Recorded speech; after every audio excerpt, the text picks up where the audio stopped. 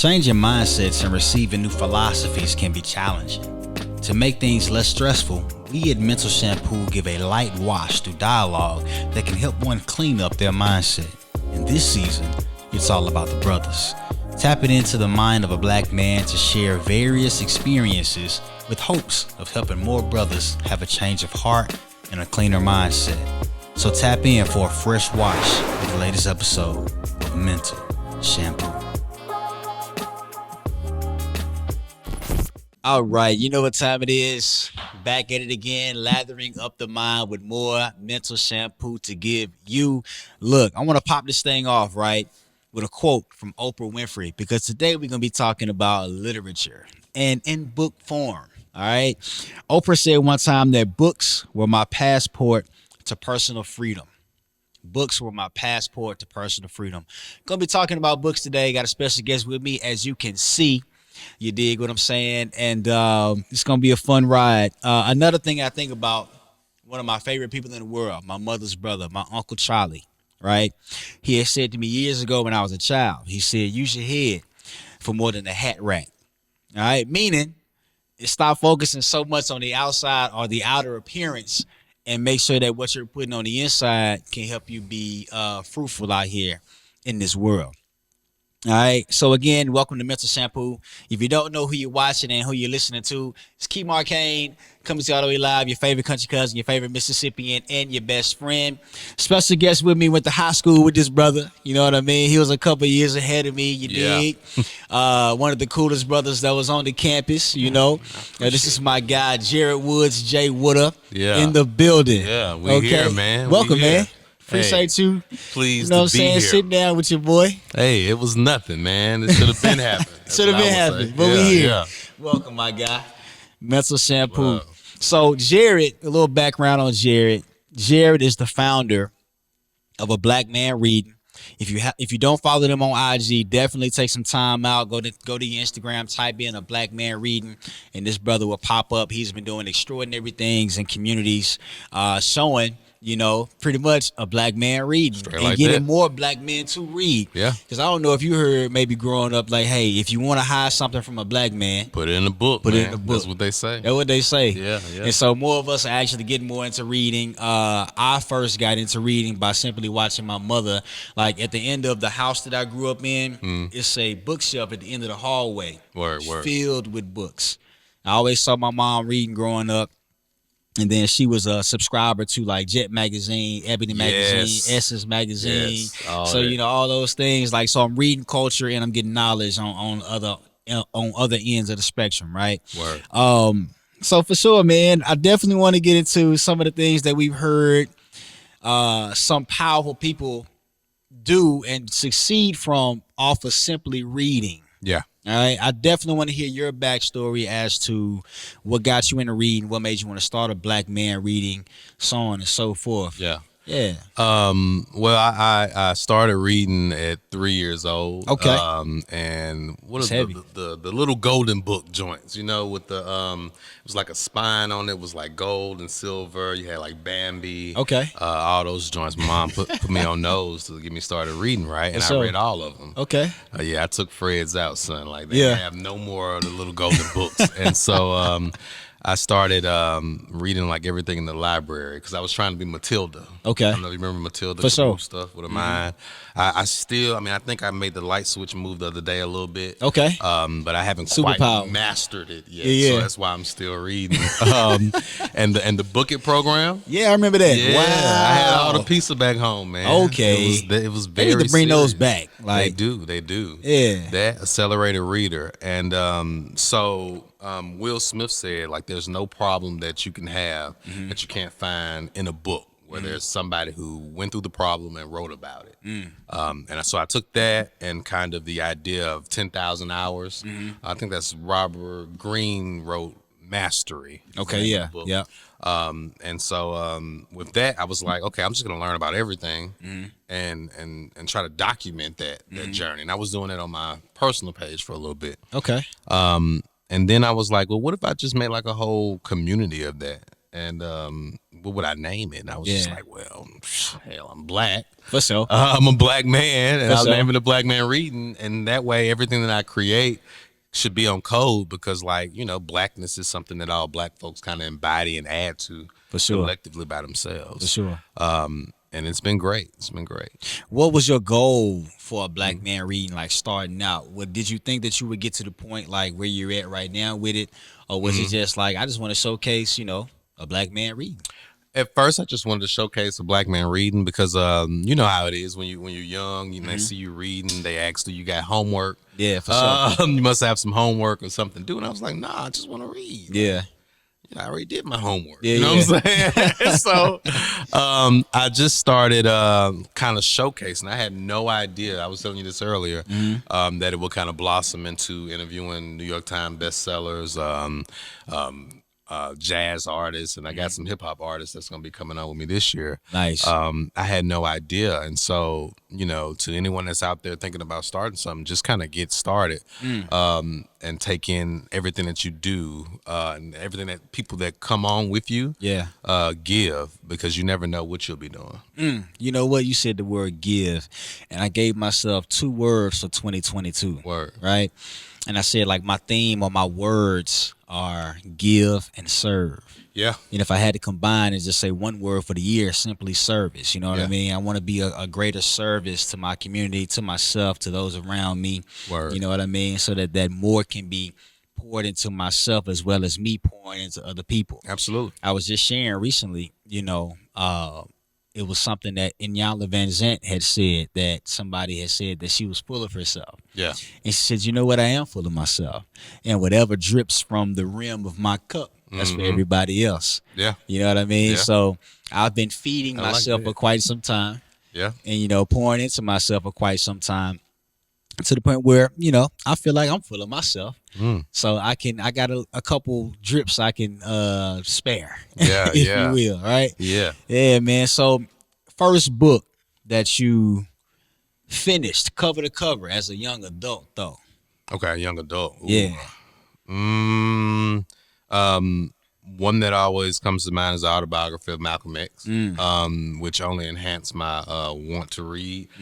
There's a part in there where Malcolm talks about like reading by it's like a thin slither of light that came through after they put lights out. Okay. So much so, that Malcolm went in without glasses and had to have them when he came out. And when it came to him being an orator, he was like, I'm going to read the dictionary from cover to cover. Nice. And that's why he was such a well-spoken young man. And so those 2 things, after I read that one, I would say first adult, Ryan Holiday calls them like an earthquake book, right? Earthquake book. Was the autobiography of Malcolm X. Okay. Absolutely, yeah. What's your current read right now? Ooh, man, I'm reading a little bit of everything. Yeah. I was reading Ryan Holiday's Courage, Toni Morrison's Paradise, All About Love by Bell Hooks. Big facts. A good one. Great And what else, man? I usually read 5 books at a time in rotation. one. Ooh. It's usually 3 nonfiction, 2 fiction. Right? Okay.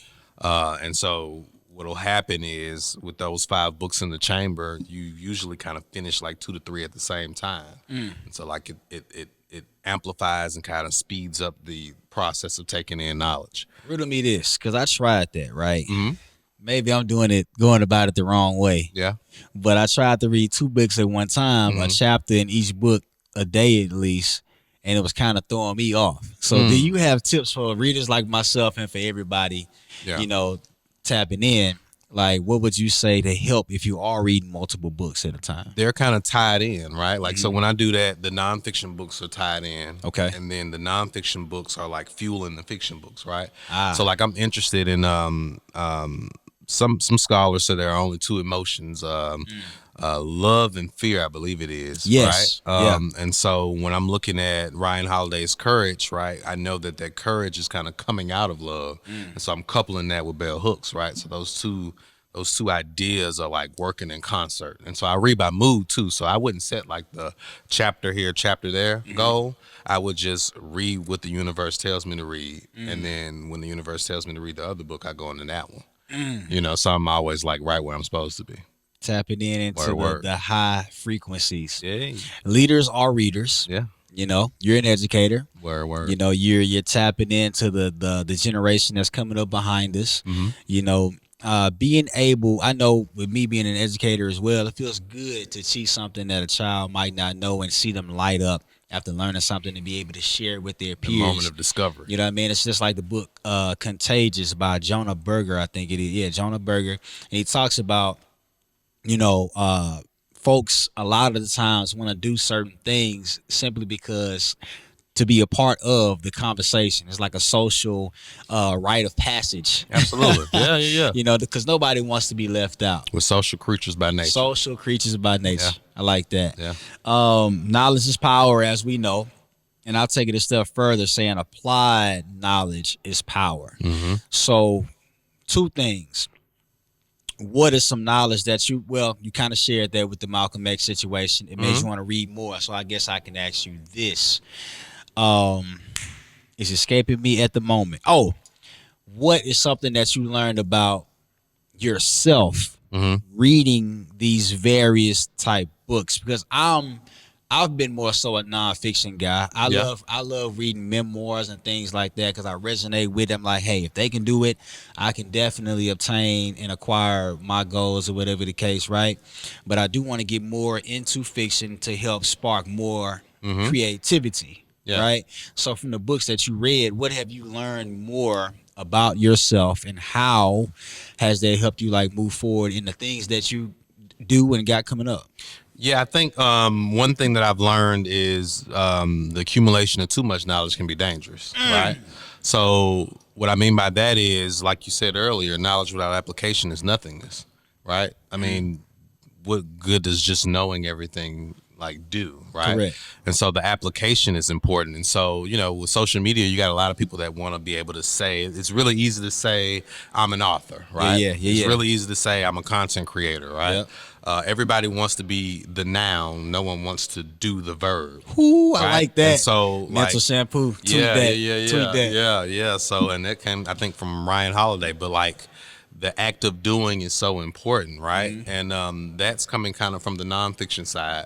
And like Toni Morrison said in Paradise, love is divine only and difficult always, right? If you think that it is easy, you are a fool, right? And so when you like you said, when you get into that fiction aspect with the backing of some of these nonfiction pieces that pretty much probably went into the research process, you'll start to build a philosophy for yourself, right? So I think that that is important. You should be meticulous in what you read, Yeah. because you are looking to apply that information.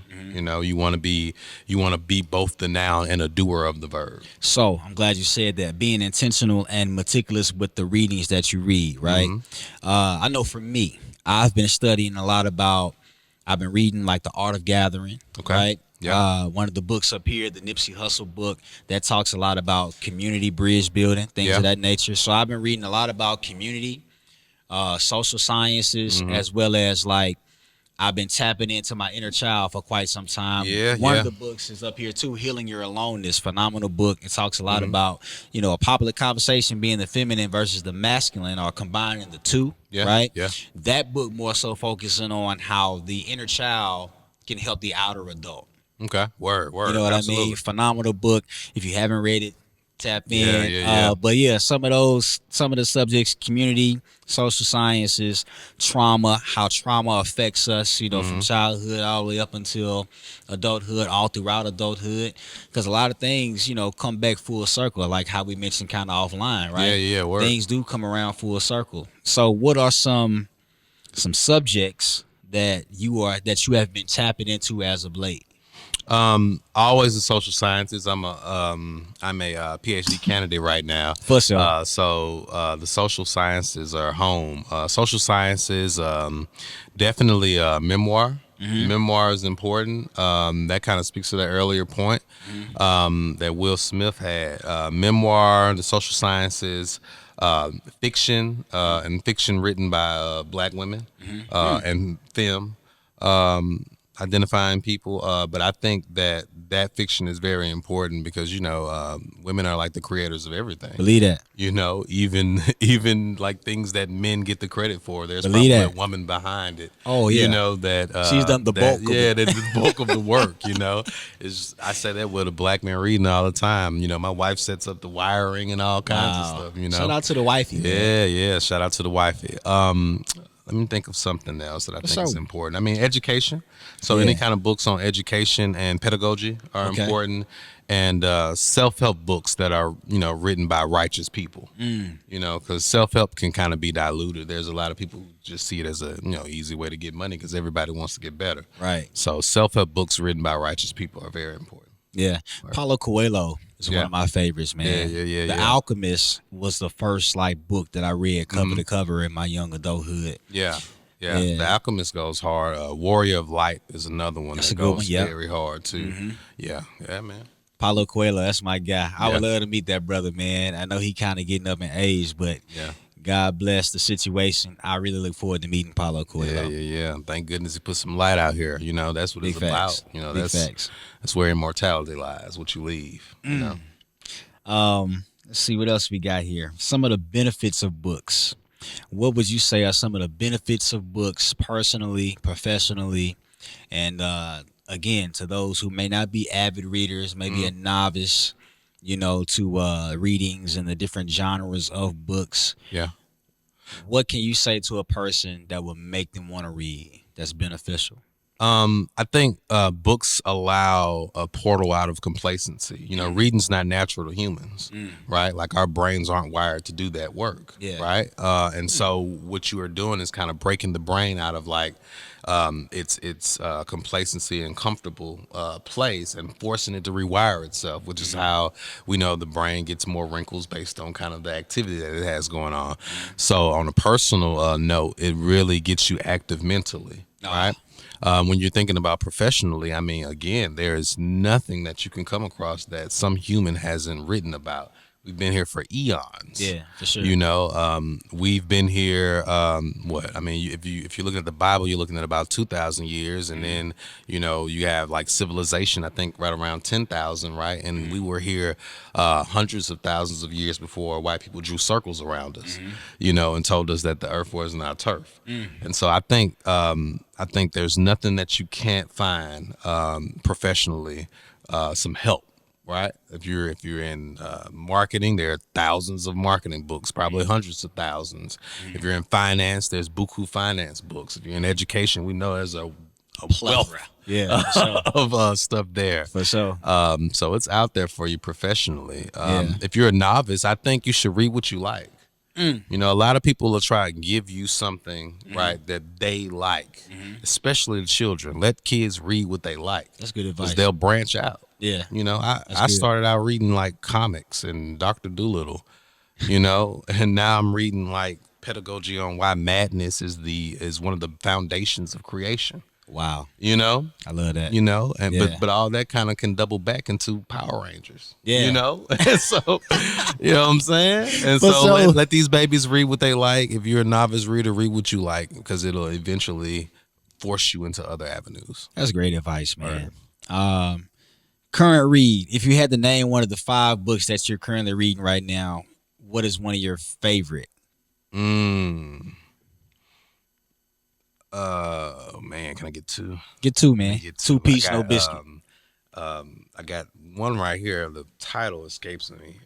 It's like how to go mad, how to go Okay. crazy, something like that. But the first one that came to my mind was Mama Day. Okay. Mama Day by Gloria Naylor. I'm Okay. reading that right now, and that is a fiction book, and I'm thinking it's a masterpiece. Song of Solomon by Toni Morrison. Okay. Song It's of one of Solomon. my favorite books of all time. Okay, I reread noted. that all the time. Noted. And Ego is the Enemy by Ryan Holiday. I reread that every year too. Okay. And Meditations by Marcus Aurelius. And that's it. I Love promise I'll shut up. I love it. I'm gonna tap into those myself. Yeah. I know. I'm currently. This is my second time reading this book, The Four Word. Agreements. That's a good one. This is something that helps me stay on my toes. You know what I mean? Don't take things personally. Don't assume. Always do your best, and don't make assumptions. And the first chapter. Be impeccable with your Be word. impeccable with So your like word, these man. are practical things to practice. Simple yet profound. Easy read. You can really Mm-hmm. finish this in a couple hours or less. So yeah, man. Happy to have my guy Jay That's a Witter in the good one. building. That's a good one to go into. I wish I could see the title of this one. How to Go Mad Without Losing Your Mind. Ah, That's the title of that one. for We sure. need that. Need that. Noted. Noted. Well, hey man, it's been a pleasure. Love. You know what I mean? Happy that we finally was able to make this thing happen. I'm Absolutely, sure man. we'll tap in some more. For sure. For sure. And again, man, it's my guy Jared Woods. A black man reading. Check him out on Instagram. You dig what I'm saying? You just tapped into another mental shampoo experience. Yes, yes. Hopefully, it's been a great one for you. All right. And I'm your main man, Key Marcane, coming to you all the way live. Your favorite country cousin, your favorite Mississippian, and your best friend. See y'all on the next trip. Read a good book. Peace, peace.